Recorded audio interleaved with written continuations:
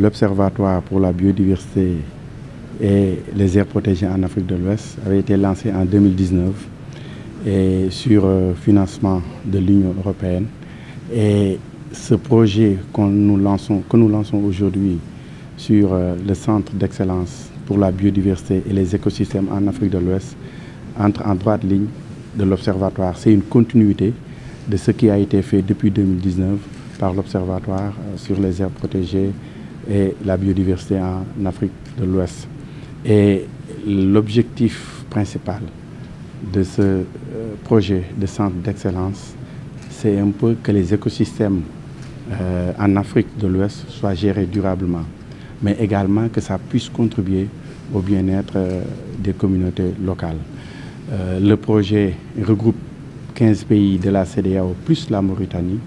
Et comme je l'ai dit tout à l'heure, c'est sur financement de l'Union européenne pour un montant de 8 millions de dollars, dont 5 millions pour la mise en œuvre et 3 millions pour le CIFOR ICRAF qui va assurer le portage des 3 centres d'excellence. Parce qu'il y a ce centre d'excellence en Afrique de l'Ouest, mais il y en a 2 autres, un en Afrique centrale et un autre en Afrique de l'Est et australe.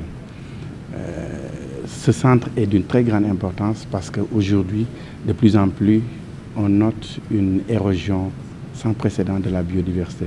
Érosion qui est dit souvent, qui est due à une fragmentation des habitats. Les habitats sont fragmentés, les forêts sont déboisées. Aujourd'hui, on nous dit que dans le monde, chaque minute, c'est 25 hectares de forêt qui disparaissent. Annuellement, c'est l'équivalent de la taille d'un pays comme la Grèce. Donc, vous imaginez l'ampleur des dégâts. Il y a d'autres facteurs comme les espèces invasives aussi qui font des dégâts, les pollutions. Il y a également l'exploitation à outrance parce que nous surexploitons nos écosystèmes, ce qui entraîne une érosion de la biodiversité, mais également le changement climatique qui impacte également sur la biodiversité.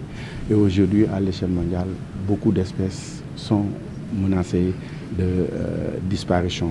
D'où l'importance de ce centre d'excellence qui va servir d'outil de partage d'informations et de données scientifiques.